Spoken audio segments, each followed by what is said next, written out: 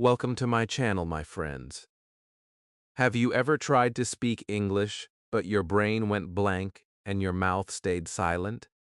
You study, you watch videos, you memorize words, but when it's time to speak, nothing comes out. Today I will tell you the English that changed my life, the moment everything finally started working. Comment below. Does this happen to you when you try to speak? Chapter 1. The day English felt impossible.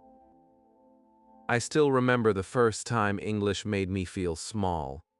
I was sitting at my desk in school, and the teacher asked us to read a short paragraph. It looked simple to everyone around me. Their hands went up, and they smiled like it was easy. But I sat frozen, hoping she would pick someone else.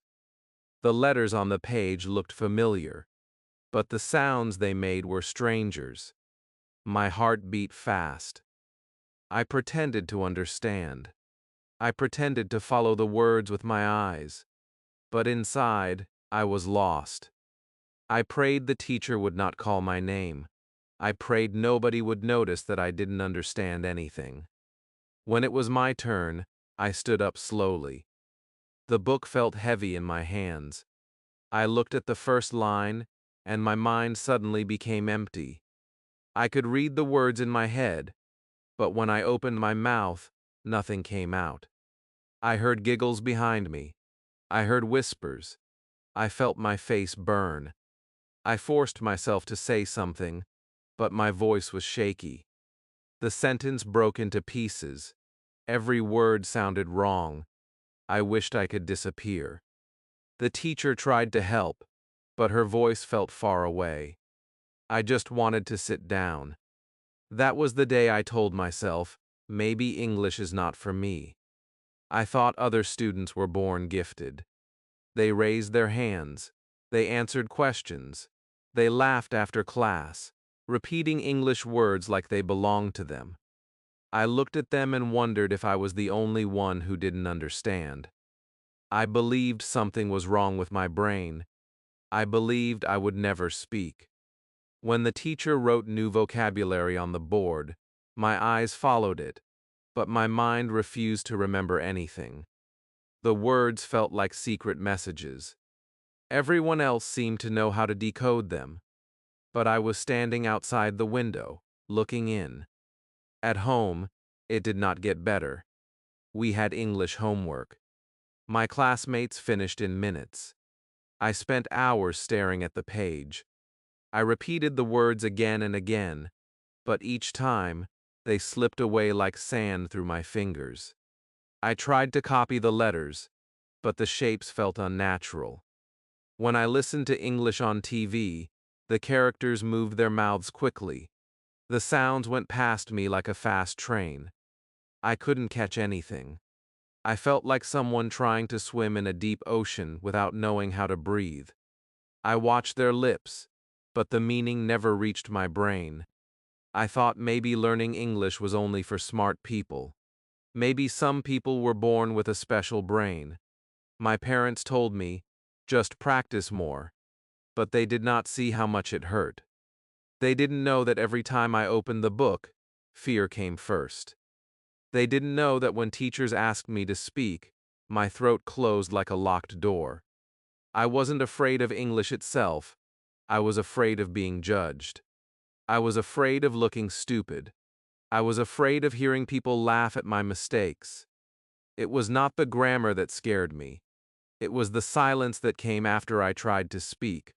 One day in school, something even worse happened. A group of boys were speaking English for fun. I sat next to them, trying to listen. I understood nothing. One of them looked at me and said, "You don't know anything, right?" The others laughed. I felt like I had been punched in the stomach. That sentence stayed with me the whole day. I didn't know anything, not even the basics. I felt like English belonged to them, and I had no right to touch it.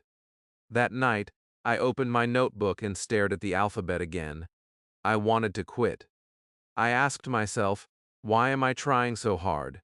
Why am I torturing myself? I closed my notebook and went to bed with tears in my eyes. But even in the darkness, a small part of me still wanted to understand. I didn't know why. Maybe because I heard English everywhere. On TV, in songs, in signs, in movies. It was like the language was trying to call me, but I didn't know how to answer. I didn't want to feel stupid forever. I didn't want to hide every time the teacher spoke English.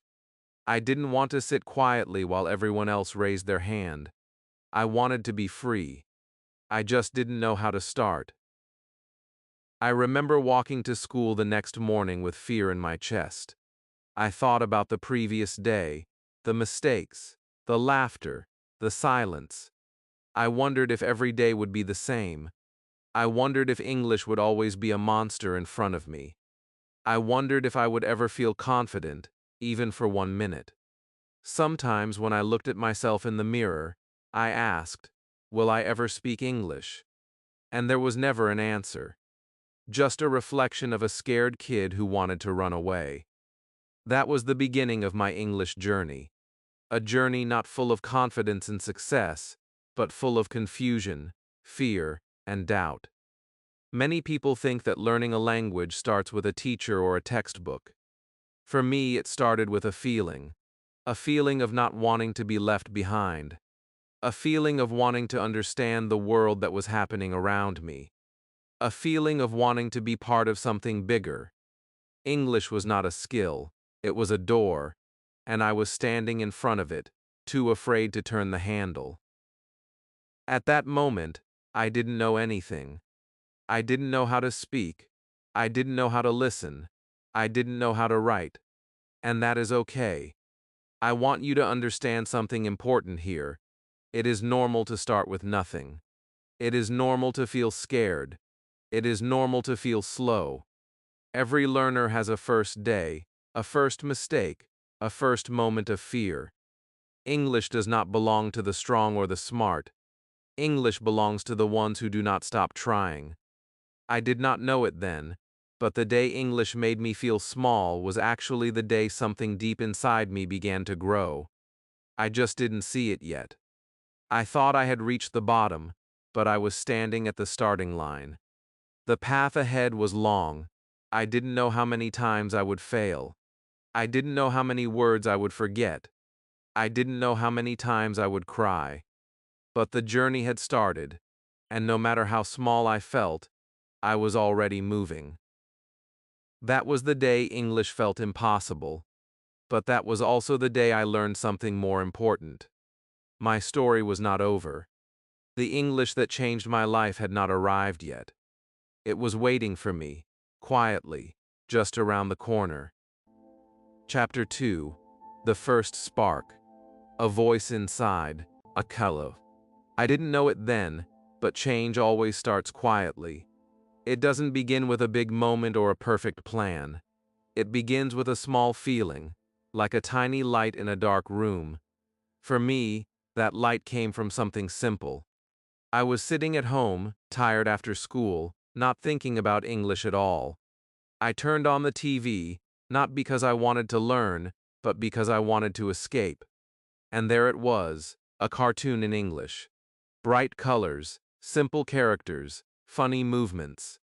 I did not understand what they were saying, but I could feel their happiness, their energy. The characters laughed, talked, played. Their voices were warm and alive. I didn't know the words, but the sounds made me curious. I didn't run away this time. I just watched. I listened. And something inside me whispered, I want to understand this. That moment was not about school or homework or grades. It was about life. It was about connection. I didn't want to pass an exam. I didn't want to impress my teacher. I just wanted to know what those characters were saying. I wanted to be part of their world. For the first time, English did not feel like an enemy. It felt like a puzzle I wanted to solve. It was no longer a heavy book at school. It was a voice. A voice calling me forward. A voice telling me that maybe English wasn't as scary as I thought. Maybe it was just something I hadn't understood yet. The next day, I went back to school with a different feeling. I still couldn't speak. I still struggled with words. But now, I had something new in my mind. I had curiosity. I looked at the alphabet again, A, B, C, and instead of seeing meaningless shapes, I asked myself, how do these letters become words? How do words become sentences? Before, I had stared at English like a locked door. Now I was trying to find the key. Even if I could barely turn it, I still tried. And that was the difference. People think motivation is something loud and powerful. They think you wake up one day screaming, I will become fluent alab. But real motivation is quiet. It is a soft voice inside you. It says, try again. It says, just one more step. It says, you can do better than yesterday. That voice became my friend. In class, while everyone else answered confidently, I listened to that voice. When I made mistakes, it whispered, keep going. When fear tried to choke my words, it said, say something, anything. Even when the teacher corrected me and my cheeks burned red, that voice told me, this is not the end. One afternoon, something interesting happened. I was walking home, and I heard two people speaking English in the street. They were tourists. Their voices moved smoothly, like water flowing. I didn't know most of their words, but I recognized one. It was small. A tiny word I had heard on TV, hello. They said it casually, like it was nothing. But to me it felt like magic. I repeated it in my head, then I whispered it under my breath, hello. I felt a strange warmth in my chest. I understood a word. Not because a teacher explained it, not because it was written in a textbook. I understood it because I saw it in real life. Suddenly, English was not a school subject anymore. It was a living thing, walking on the same road as me. I didn't tell anyone about that moment. It was small, but it was mine. It was like a seed planted in my brain, a seed that said, learn more. That night, I looked at my notebook, but this time, I wasn't afraid. I wasn't thinking about mistakes. I wasn't thinking about other students who were better than me. I wasn't thinking about the boys who laughed. I was thinking about the word hello, the way it sounded, the way it connected people, the way it opened doors. One word, and suddenly English didn't feel like a monster. It felt like a friend I didn't know well yet. Maybe you think this is silly. One cartoon, one word, one moment. But let me tell you something, big changes come from small sparks. You don't wake up fluent. You don't jump from zero to confidence in one day. It starts slow. It starts when you watch something and don't understand, but you watch anyway. It starts when you hear a word and repeat it softly, even if you are scared. It starts when you stop fighting English and start listening to it. I began paying attention to English everywhere, on signs, on packaging, in advertisements. I would see a simple word like milk and think, so that's what it means. I wasn't studying. I wasn't memorizing. I was noticing. I was connecting English to real objects, real actions, real people. Slowly, the fear softened. It didn't disappear, but it stepped aside. My curiosity walked forward. I realized something very important. English is not learned inside your head. It grows inside your life. I know many of you feel trapped right now. You watch English videos. You repeat sentences. You study grammar lists. But when it's time to speak, your mind becomes empty. You think, English is not for me. I know that pain. I know how heavy it feels. But listen carefully. You don't hate English. You hate the feeling of being powerless. You hate the silence. You hate the embarrassment. You hate not being able to express yourself. What you really want is freedom. You want to talk. You want to understand.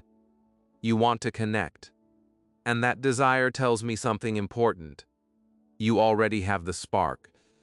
The first spark is never dramatic. It is never perfect. It is never loud.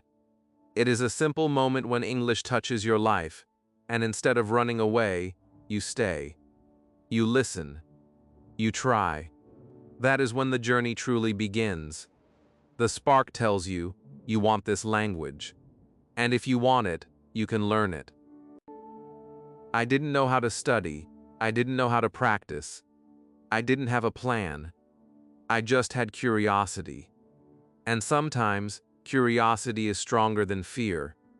That quiet voice inside me kept repeating, "Don't give up." At first, I didn't believe it. But I listened anyway. I listened because I was tired of being afraid. And every time I listened, that voice grew stronger. It became the engine that pushed me forward, even when progress was slow. This was the spark that started everything. Not confidence, not vocabulary, not grammar. Just the desire to understand. And I didn't know it then, but that spark was about to take me somewhere new, somewhere bigger. Because soon, English would not stop at words. It would grow into sentences. And that is when my life began to change in a way I never expected. Chapter 3. One word changed everything. It's strange how big changes begin with something small. We imagine that learning English starts with long sentences, long rules, long lessons. But for me, it started with one word. A single word. A word so simple that most people never notice it. They hear it every day, but they don't understand the power inside it. That word was hello. I know it sounds basic. I know it is short. But the first time I understood it, truly understood it, something new opened inside me. It was like a door that had been locked for years suddenly moved. Not fully open, not completely unlocked, but the handle turned. And that movement changed everything. I didn't learn hello from a book. I didn't learn it from a dictionary. I didn't learn it from a teacher who explained pronunciation. I heard it in real life. I saw it used. I watched two people greet each other with smiles, with warmth, with connection. I didn't need to translate it. I didn't need to memorize it. I understood it because I could feel it. English was no longer just letters on a page. It was a tool, a bridge, a way for people to connect. And in that moment, I wanted that power too. For days I kept that word inside me like a secret. I whispered it to myself when no one was around. Hello, I repeated it quietly, slowly, trying to make my mouth move like the people I heard. At first it felt strange. My tongue didn't know where to go. The sound came out weak, like I was afraid of the word. But every time I whispered it, something inside me got stronger. I was still shy. I was still scared. But now I had a word. One word I could use. One word I understood. One word that belonged to me. I began to notice something interesting. I didn't understand long English sentences. I couldn't read paragraphs. I couldn't talk to people. But I could say, hello, and that made me feel different. You see, confidence doesn't start from knowing everything. It starts from knowing one small thing and using it. That is how a child learns to walk. They don't start running. They take one shaky step. They fall, they cry, they get up, and then they take another step. English learning is the same. The first step will always look small from outside, but inside your heart, it feels huge. One day, I saw my teacher walking into the classroom. I wanted to try. My hands were shaking, and my stomach hurt, but I walked to her and quietly said, "Hello." My voice trembled. I was sure she would laugh or look confused. But she smiled. A real smile. She looked at me with gentle eyes and said, "Hello, how are you?" I didn't understand the rest. My brain couldn't catch it. But it did not matter, because I had spoken. I had used English with a real human being. I didn't die. I didn't get laughed at. I didn't fail. I survived. When I sat down, I felt something new. Not proud, not strong, but alive. English wasn't something outside of me anymore. It was something I had held in my mouth, something I had spoken into the world. And for the first time I began to think, maybe I can do this. That one tiny success was stronger than all the failures before it.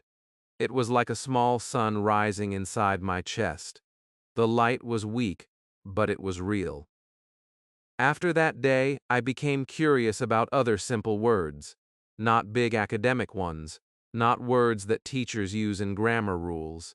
I wanted practical words. Words I could see. Words I could point at. Words that lived in my world. I looked at a book and asked myself, what do English speakers call this? I held a pen and whispered, pen. I touched a door and said, door. I repeated after TV characters. I repeated after the world around me. I didn't care if I sounded wrong. I didn't care if my accent was strange. In my mind, every word was a small victory. I didn't know it at the time, but I was doing something very powerful. I was connecting English to real life, not to textbooks, not to exams, not to fear, to life. Every time I used a word, my brain created a new path, a new connection. English was no longer floating in the air. It was sitting in my notebook, living in my room, walking with me down the street. The world became full of English, not because it changed, but because I started paying attention. People think language learning is about memorizing lists. They think it's about repeating hundreds of words until your head hurts. But the truth is simpler. You only need one word you can use, one word you understand, one word you are not afraid to speak. That single word becomes the seed. It grows roots. It finds water. It spreads branches. Soon, the tree appears. But it all starts with one seed. Maybe your first English word was different.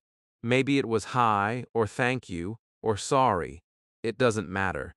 What matters is the moment you understood it, the moment it became yours. That moment is your beginning. And beginnings never look big. They look tiny, almost invisible, but they hold all the power in the world. As I learned more words, I realized something important. I didn't have to know everything. I didn't have to speak like native speakers. I didn't have to impress anyone. I just had to keep collecting the simple words I could use. Cat, dog, chair, book, apple. Each one was like a small brick, a brick that would later become a wall of sentences. The real change happened when I stopped waiting to be perfect. I didn't wait to know 50 words. I didn't wait to finish a chapter in a book. I said the words I knew, even if they were few, even if they sounded childish, even if people looked at me funny. And each time I spoke, the fear in my chest got smaller. The voice in my mind that said you can't became quiet.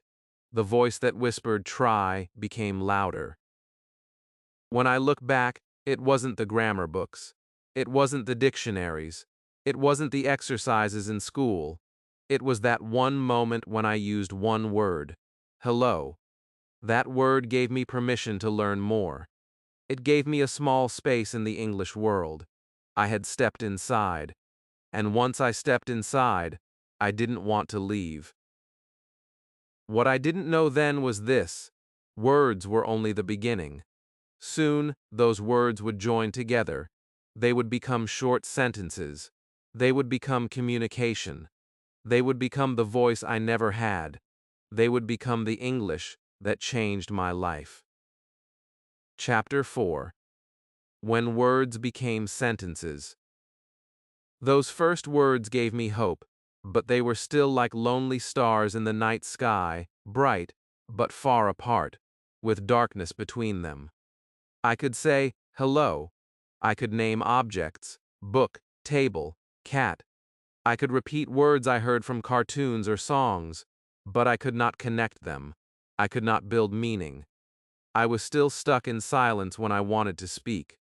I was like a child who knows how to hold blocks, but doesn't know how to build a house. One day, everything changed. It was a moment so simple that nobody in the room noticed it, but to me, it was like a sunrise after a long night. It happened during English class. The teacher was walking around the room, pointing to students and asking basic questions. I was terrified. Whenever she looked at me, my stomach tightened. But that day, she asked a question that was different. She pointed to my friend's pencil and said slowly, clearly, gently, "What is this?" My friend answered, "This is a pencil." The teacher smiled. She pointed to another student and asked the same question. "This is a pencil." Then she pointed to me. My mind exploded with fear. My throat felt dry. I wanted to run. But before fear could swallow me, something inside my mind whispered, "You know this. You can do this." I took a deep breath and said, "This is a pencil." Nobody laughed. Nobody stared. The teacher nodded and said, "Good. That was it. Just one sentence." But I felt like I had climbed a mountain. It was not perfect English. It was not creative. It was not poetic. But it was communication. It was meaning. It was me expressing something in English. For the first time, I was not memorizing.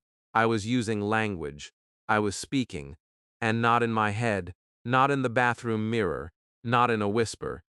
I was speaking to real people. After class, I repeated the sentence over and over again like a person who discovered fire. "This is a pencil." I looked at my book. "This is a book." I pointed at the door. "This is a door." It felt funny at first, like I was talking to objects. But I didn't care. These sentences became small bridges that connected the words I already knew. Suddenly, words were not separate islands. They were connected by grammar, by meaning, by purpose. I began to think in little pieces. The English inside me didn't feel like a puzzle anymore. It felt like a map. I started using sentences everywhere. When I was alone in my room, I touched things and named them. "This is a bed. This is a chair. This is my notebook." I didn't do it loudly because I was shy, but even when I whispered those sentences, I felt strong. Each sentence was like a step forward, a step away from fear and closer to confidence. At school, when I saw simple things, I repeated the sentences in my mind. The world around me became a classroom. Every object became a lesson. English was no longer trapped inside the textbook. It was walking beside me. Then another thing happened, something that made my confidence grow even faster. I learned to talk about myself. The first sentence that made me feel like a real person in English was, "I am Adam." I know how simple it sounds, but when you speak your name in another language, something powerful happens. You stop being a student who memorizes. You start being a human who expresses identity. I wrote it in my notebook many times. "I am Adam. I am a student. I am learning English." These sentences felt like small stones I could hold in my hand. They didn't slip away like vocabulary lists. They stayed with me. When I said, "I am Adam," I wasn't just practicing grammar. I was introducing myself to English. I was telling the language that I existed, that I was here, that I wanted to grow. I didn't need long sentences. I didn't need perfect pronunciation. I just needed sentences that belonged to my life. There was no pressure to sound smart. There was no need to impress anyone. Sentences gave me structure. They gave me something solid to hold when fear tried to drown me. I started noticing patterns. I realized that English sentences were not random. They had rhythm, like music. "This is a book. This is a pen. I am Adam. I am learning." The words changed, but the structure stayed. Once I understood the structure, I could replace words and create my own meaning. It was like discovering that the alphabet was not a wall, it was a set of keys. If I used them correctly, they opened new doors. At home, my parents were surprised. They heard me saying English sentences to myself. They didn't understand all the words, but they saw something new in my eyes' determination. They asked me, "What are you doing?" I told them, "I am practicing." Those were my first 4-word English sentences. I am practicing. And I was. Not because someone forced me, not because I had homework. I practiced because the language had become personal. It was not a school subject anymore. It was part of my identity. I made mistakes, many mistakes. Sometimes I said, "He is pencil." Sometimes I forgot words. Sometimes I mixed grammar. But something important changed. I was no longer afraid to be wrong. When I messed up, I corrected myself and tried again. Every mistake taught me something new. I learned that mistakes are not signs of weakness, they are signs of progress. They show you are moving, they show you are trying. One afternoon, my teacher caught me speaking sentences quietly to myself. She asked me to say one out loud. I said, "This is my book." She nodded and said, "Yes, good." Then she added, "Now tell me, whose book is this?" My brain froze. I didn't know. I stared at the desk. The room went silent. Then she said slowly, "This is your book." I repeated it. "This is your book." She smiled again. I didn't know it then, but she had given me another key, the key of ownership. Suddenly I could talk about things that belonged to me, to others, to the world around me.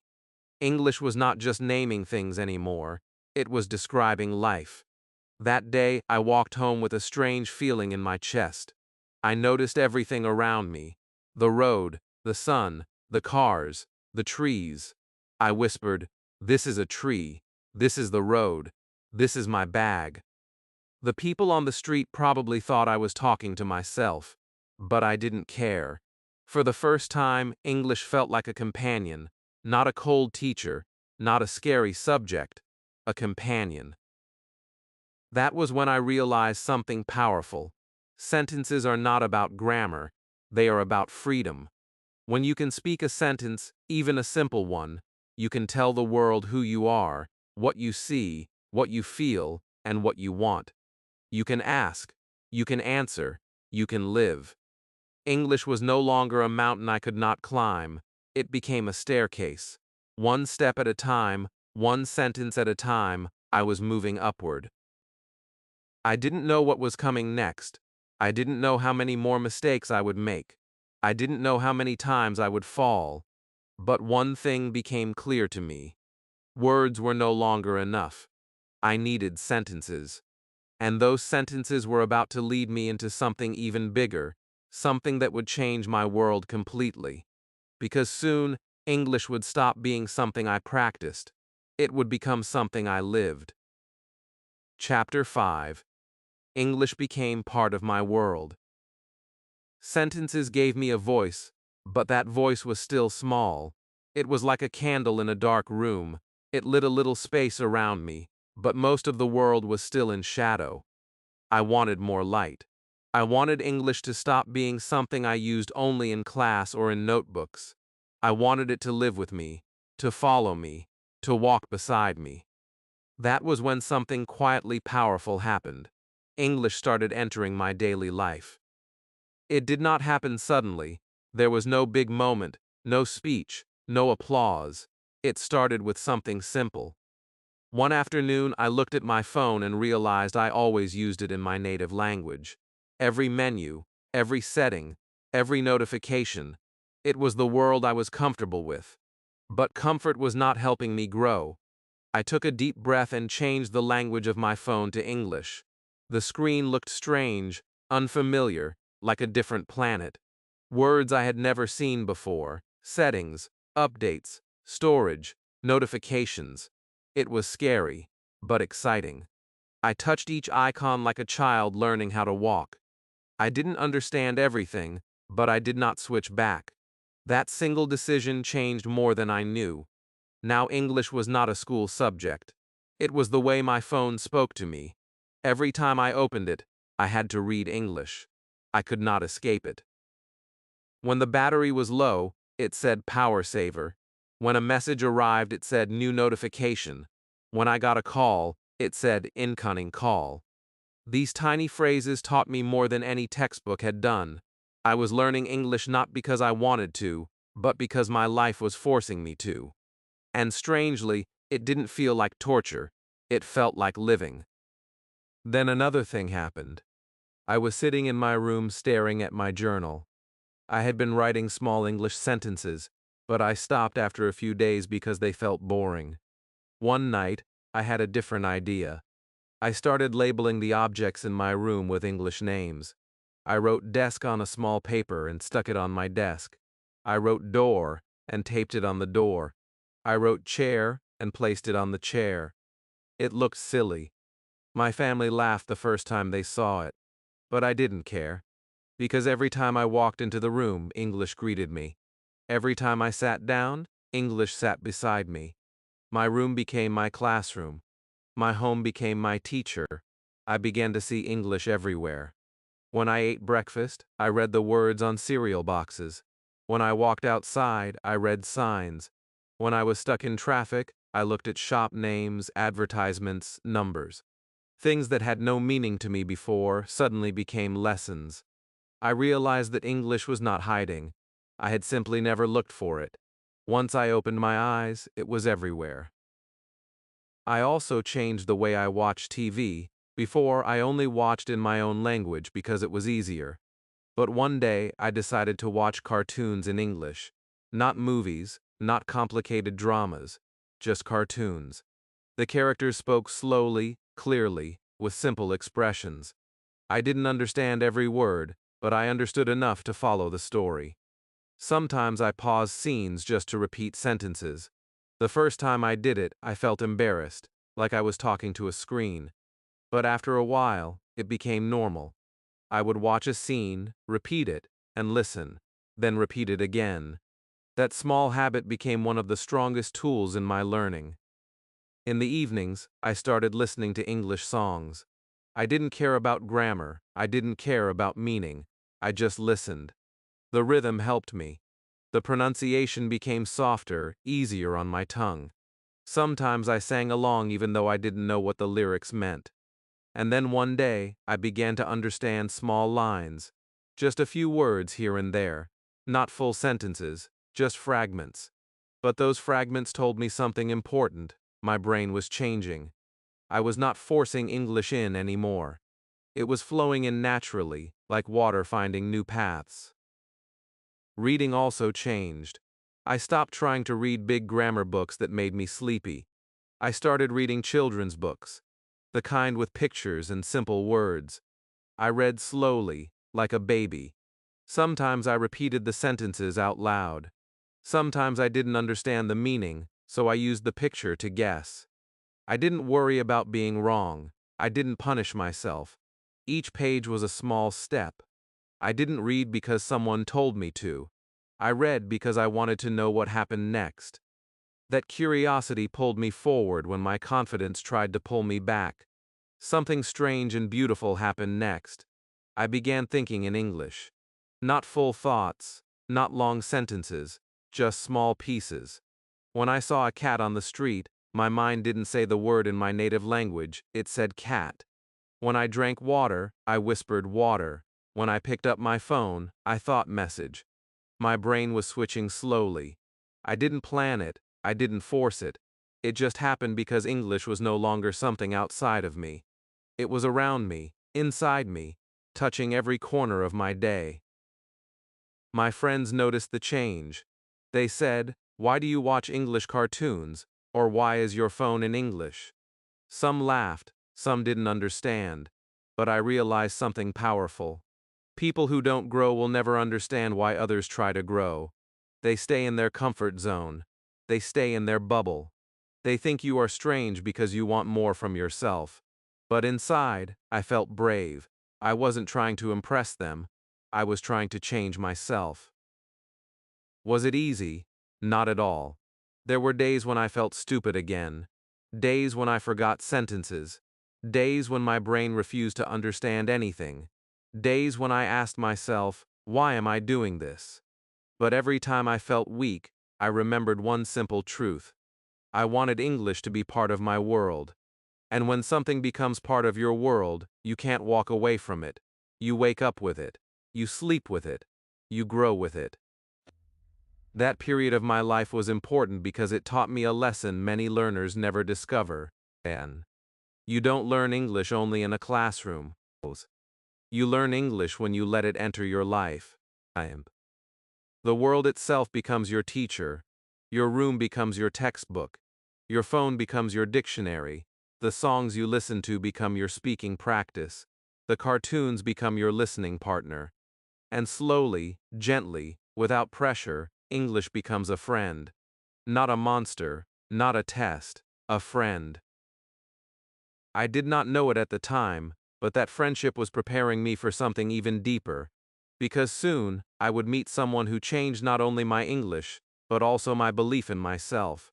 Someone who showed me that learning a language is not just about words and sentences. It is about courage, mistakes, and trust. And that person, that support, would change everything. Chapter 6. The Person Who Believed in Me. There comes a moment in every learner's journey when something outside of grammar, vocabulary, or practice changes everything. It is not a book, not a movie, not a classroom. It is a person. One human being who looks at you differently. One voice that says, "You are not bad. You are not slow. You are not hopeless." I was lucky enough to meet that person at a time when I felt weak, lost, and ready to quit. It was an afternoon like any other. I was sitting at my desk after school. My notebook was open, but I wasn't writing. I was staring at the words I had written earlier. This is a book. I am Adam. This is my desk. The sentences looked small and useless. I felt like I wasn't improving. My classmates could already speak faster. They could understand movies. They could answer quickly in class. I was still stuck with simple sentences. I thought, maybe I'm just not meant for this. That thought hurt more than any mistake I had ever made. My English teacher noticed I was quiet. She walked toward my desk slowly. I expected her to scold me or ask why I wasn't doing my work. Instead, she sat beside me and spoke softly. "I see you trying," she said. I looked up, surprised. Nobody had ever said that to me. They always said, "Study more," or "Practice harder," or "Don't be lazy." But this teacher didn't see laziness in my eyes. She saw effort. She saw the fear behind my silence. She asked me to read a few sentences. My voice was shaking. I read very slowly, trying not to make a mistake. When I finished, I waited for her to correct me, to tell me everything I said wrong. But she only said, "Good. Your pronunciation will get better with time. Keep speaking." That one word, "good," changed something in my heart. I didn't feel stupid. I didn't feel ashamed. I felt seen. And that feeling was powerful. After class, she stopped me and asked, "Do you really want to learn English?" I looked at her and nodded.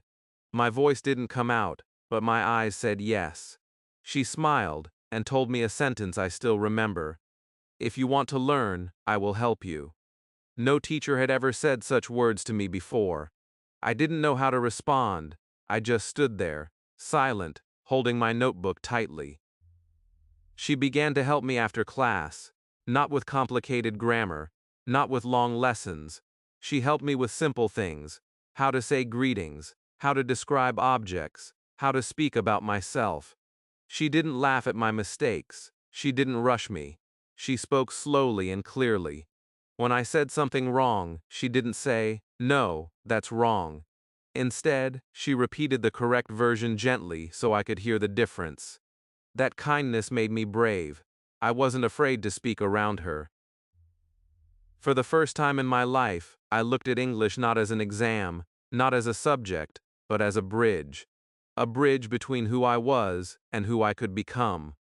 My teacher didn't only teach me English, she taught me something more important. Mistakes do not mean failure. Mistakes mean you are trying.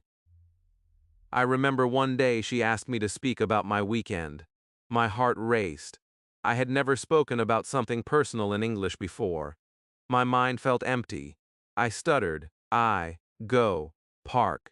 She smiled and said, "I went to the park." I repeated, "I went to the park." The sentence felt heavy in my mouth, but she clapped her hands and said, Perfect. That's it. She didn't care that it was small. She cared that I spoke. She cared that I tried. And that encouragement gave me the courage to try again. I began to feel different. I no longer walked into English class like a soldier going to war. I walked in like a person who wanted to learn. When I didn't understand something, I didn't hide behind silence. I asked questions. I said, "Teacher, what does this mean?" She always explained with patience. She always made me feel like my question mattered. And slowly, I started believing in myself. Outside the classroom, her words followed me. When I practiced alone, I imagined her saying, "Good." When I hesitated, I imagined her saying, "Keep speaking." Her voice became the voice inside my head. When I made mistakes, I didn't feel ashamed. I felt curious. Instead of running away from English, I began running toward it. Sometimes she shared stories about students who struggled at first, students who couldn't say a single sentence but later became confident speakers. She told me about her own difficulties learning another language. She did this not because she had to, but because she wanted me to understand something. You are not alone. I learned something very important from her. English is not only learned with books, it is learned with people. When someone believes in you, your brain opens, your heart relaxes, and learning becomes a joy instead of a fight. I never understood why students say I hate English, but I do understand why they say it. They hate feeling stupid. They hate feeling judged. They hate feeling alone in their mistakes. My teacher removed that pain from me. She didn't tell me I was talented. She didn't tell me I was special. She told me I was capable, and that was enough. One day, something happened that showed me how far I had come. She asked a question to the whole class, and before I could stop myself, my hand went up. It didn't rise like a confident student. It rose like a child who discovered courage for the first time. When she called on me, I spoke. Not perfectly, not fluently, but clearly enough. The room didn't explode in laughter like before. Nobody giggled. Nobody looked shocked. And when I finished, I saw her smile. Not just a small smile, a proud one. That moment taught me something I will never forget. Confidence is not born inside your brain. It is given to you by someone who believes in you, and then you learn to believe in yourself. Without her, I might have quit. I might have stayed silent forever. I might have believed I was too slow, too weak, too shy. But one person saw my effort. She saw the fire inside me when I didn't even know it existed. And because she believed in me, I began to believe in myself. That belief became the fuel that pushed me forward. I wasn't just learning words anymore. I wasn't just memorizing sentences. I was becoming someone new, someone stronger, someone braver, someone who could see a future where English was not a wall, but a door. And soon, I would learn something even more powerful. Something that would change not just my English, but my entire identity. Because no matter how strong one person's belief is, there comes a day when you hit a wall that feels impossible. A wall that almost breaks you. A wall that makes you question everything you've learned. I met that wall too, and it nearly stopped me. Chapter 7: The Wall That Almost Broke Me. Everything was going well. I was speaking more. I was understanding more. I was writing simple sentences in my journal. My teacher was proud of me. My friends even asked me for help sometimes. I felt like English was finally becoming my friend. But that is the strange thing about growth. Just when you start feeling strong, life tests you. It shows you the next mountain, bigger than anything you have climbed before. I didn't know it was coming. I didn't know how to handle it. And when it arrived, it felt like hitting a wall. The first signs were small. I would try to speak, and the words would get stuck. I would try to read a paragraph, and suddenly my mind would go blank. I had learned many words, but I couldn't remember them when I needed them. My sentences became slow again. I felt like I was walking backward. I thought, what is happening? Why am I getting worse? At school, other students seemed to improve quickly. Their sentences flowed, their vocabulary grew. They joked in English, while I sat quietly, staring at the floor. The fear I thought I had defeated came back and wrapped itself around my throat. I could not breathe. I could not speak. I remember the day it hit me hardest. The teacher asked the class to talk about a movie they liked. I had practiced a few sentences at home. I had even rehearsed them in front of the mirror. But when she called my name, everything disappeared. The classroom lights felt too bright. The wall behind her looked too close. My hands became cold. My heart beat so loudly I thought everyone could hear it. I opened my mouth, but no sound came out. Just air, just silence. I looked around and saw my classmates watching me. And at that moment, the old voice returned, the one I had fought so hard to bury. You will never speak English. I sat down without saying anything. The teacher didn't scold me. She didn't laugh. She just continued the lesson. But inside, I was broken. I felt weak. I felt useless. I walked home slowly that day, like every step was heavy. When I reached my room, I closed the door and threw my notebook on the bed. I lay down and stared at the ceiling. For the first time, I seriously thought about quitting. I thought, maybe I am not meant to learn a language. Maybe English is only for smart people. Maybe I will always be silent. I imagine some of you have felt this too, like something is wrong with you, like everyone else has a secret you don't know. That night I didn't practice. I didn't watch cartoons. I didn't read anything. I closed my eyes and wished English would disappear from my life.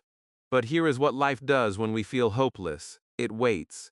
It does not push us. It does not shout at us. It waits quietly until we stand up again. And after a few days, I did. Not because I felt strong, not because I felt confident. I stood up because I was tired of being scared. I was tired of running away. I opened my notebook again, with shaking hands, and I looked at the sentences I had written before. This is my book. I am learning English. They looked small, but they reminded me that I had already changed once. If I had changed before, why couldn't I change again? Then I noticed something I had ignored. I was trying to climb too fast. I had stopped reviewing old words. I wanted long sentences. I wanted complex phrases. I wanted to impress people. But English doesn't grow like that. You don't plant seeds today and pick fruit tomorrow. You water, you wait, you repeat. My teacher once told me something. When you feel stuck, don't look for new words. Go back to the old ones. I used to think that advice was simple, but now I realized it was wisdom. So I went back. I returned to basic sentences. I spoke them out loud again. I am Adam, this is a pen. I went to school. It felt embarrassing, like I was a beginner again. But slowly, something changed. The fear became smaller, the words returned. My mind became calm. I was rebuilding my foundation, brick by brick. And that foundation was stronger than the first one, because this time I understood something. English is not a race, it is a relationship. Sometimes the relationship is easy, sometimes it is difficult, but if you stay with it, it grows. During this time, I discovered another truth. Improvement is not a straight line. It is not always up, up, up. Sometimes it goes up, then down, then up, then down again. But every time you continue, every time you don't quit, you grow stronger, even if you don't see it. It's like climbing stairs in the dark. You don't know how many steps you've climbed until suddenly, the light appears. I started practicing in small ways. I spoke to myself while brushing my teeth. I described things in English while walking outside. I repeated sentences from songs. I didn't force myself. I didn't chase perfection. I just kept the language alive inside me. Some days were better, some days were worse, but I did not stop. One day, something unexpected happened. I was sitting in class when the teacher asked another student a question. They struggled, they searched for words, they made mistakes, but they kept trying. Suddenly I realized something important. I was not alone. Everyone was fighting their own battle. Some people looked confident, but they were just hiding their fear. Some people spoke fast, but they didn't understand deeply. Every person in that room was climbing their own staircase. That realization changed everything. I didn't have to be perfect, I just had to keep climbing. I wish I could tell you that after that, everything was easy. It wasn't. I still had bad days. I still made mistakes. But the wall that once scared me became something different. It became a test, a sign, a quiet voice that whispered, "You are growing." Because you only hit a wall when you've already walked far. You only feel stuck when you have moved forward. You only doubt yourself when you care enough to want more. The wall almost broke me, but it also taught me the most important lesson of all: never stop just because progress becomes slow. Fluency is not fireworks, it is a slow sunrise. First darkness, then a thin light, then more, until suddenly the whole sky is bright. And that slow sunrise was preparing me for the final transformation, the moment when I stopped learning English and began living it. When I stopped memorizing words and began becoming English. Because the English that changed my life was still waiting for me. Chapter 8. I didn't learn English. I became English. There comes a moment in every learner's journey when you stop collecting English like coins in your pocket, and you begin wearing it like a part of your skin. You stop feeling like a visitor in the language, and you start living inside it. For me, this moment didn't arrive in one day. It didn't arrive with a certificate, or a teacher's praise, or a perfect test score. It arrived slowly, like morning sunlight touching the world without making noise. It arrived the day I realized something powerful. I was not learning English anymore. I was becoming English. I didn't notice it at first. The change was invisible. I was on my way to school, walking down the street, when a woman passed by speaking on her phone in English. Normally, I would hear a few sounds and ignore the rest. But this time, I understood most of what she was saying. Not because I was trying, not because I was translating, simply because my brain did not treat English as a foreign visitor anymore. It treated it as a familiar friend. I kept walking, thinking about nothing special, until suddenly the truth hit me. I had understood without effort. I didn't stop moving, but inside, I froze. The world felt different. That day, I sat in English class with a new feeling in my chest. I was not afraid. When the teacher spoke, I listened. Not with fear, not with confusion, with curiosity, like someone who wanted to learn more, not someone who was terrified of being wrong. When she asked questions, I didn't ask myself, "What if I fail?" I asked myself, "How can I say this clearly?" It wasn't a battle anymore. It was communication. It was connection. I started noticing English outside the classroom. I saw signs I had passed 100 times, but now they made sense. I read labels on products. I read advertisements. I listened to conversations in the market or on the bus. Sometimes I didn't understand everything, but I understood enough. That was the difference. It wasn't perfect, but it was real. English was no longer something I needed to chase. It had become a part of me. The biggest moment of change happened when I stopped thinking in my native language before speaking. I didn't translate. I didn't hesitate. The sentences just flowed. One afternoon, a tourist asked me for directions. Normally, I would panic and run away. But this time, without thinking, I said, "Go straight and turn left at the next street." The words came naturally, as if they were waiting in my mouth. I didn't think about grammar. I didn't think about pronunciation. I answered like I was speaking in my own language.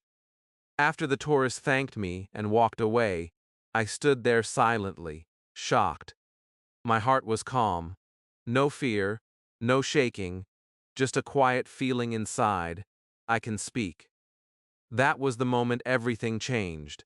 Not because I suddenly became fluent like a native speaker, not because I had learned thousands of words, but because I stopped being scared of English. I stopped treating it like a stranger. I stopped trying to memorize it. Instead, I lived with it. I spoke with it. I made mistakes with it. I laughed with it. I cried with it. I dreamed in it. I became it. I began using English for real things in my life. When I wanted to search for something online, I typed in English. When I watched videos, I didn't look for subtitles. When I wrote messages to friends, I used English sentences. At first they were short, then longer. Soon, I was writing paragraphs. I wasn't copying anyone. I wasn't reading from a script. I was expressing myself. The language that once suffocated me became the language that helped me breathe. I started understanding something deep. Fluency is not when you stop making mistakes. Fluency is when mistakes don't stop you. I still said the wrong word sometimes. I still forgot grammar sometimes. I still spoke slowly sometimes. But I didn't feel embarrassed. I didn't feel stupid. I didn't feel like a child. I felt human. I felt alive. I felt strong. I realized that fluent speakers are not perfect speakers. They are fearless speakers.